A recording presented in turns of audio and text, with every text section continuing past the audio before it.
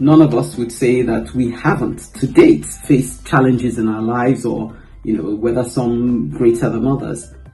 So the inability to overcome it isn't a function of the fact that we haven't necessarily anticipated that this challenge will come.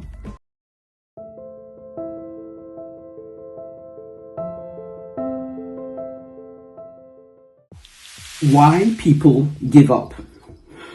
So, in an attitude of straight talk, let me ask you this. Why do I give up under pressure? Is it a function of the resistance, the obstacles we're faced with, or that the obstacles have managed to sufficiently intimidate us to dwarf our vision, our original vision and dreams?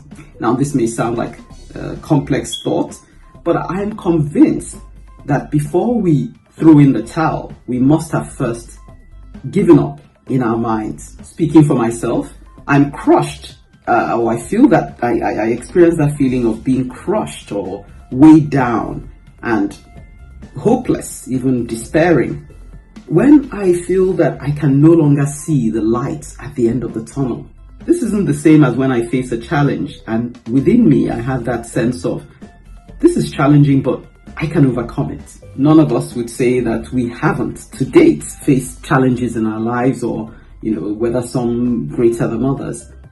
So the inability to overcome it isn't a function of the fact that we haven't necessarily anticipated that this challenge will come. Or is it?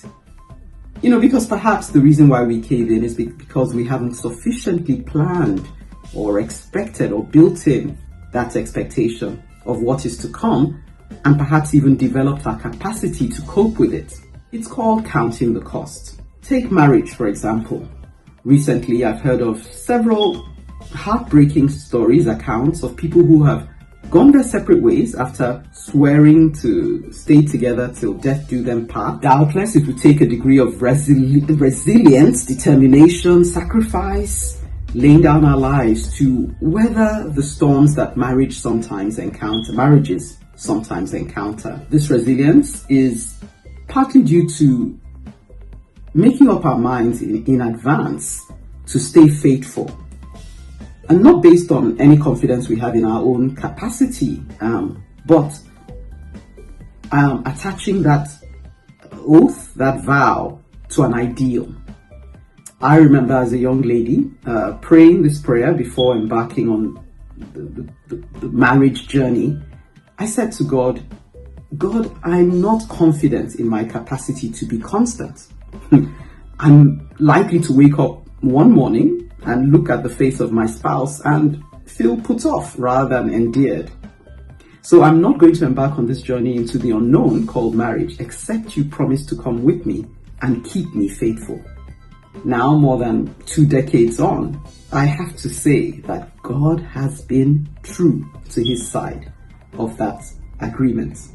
Let's not imagine or pretend that we're somehow this indomitable force when it comes to persevering. But rather, let's even accept our weakness and even our inconstancy. That way, we're more able to reach out for support rather than be taken by surprise when we fall flat on our face because we have overestimated our own capacity. Let's stay with me as we continue to the final chapter of this topic, perseverance and persistence, as we look at some aspects of why people tough it out and push through to the other side.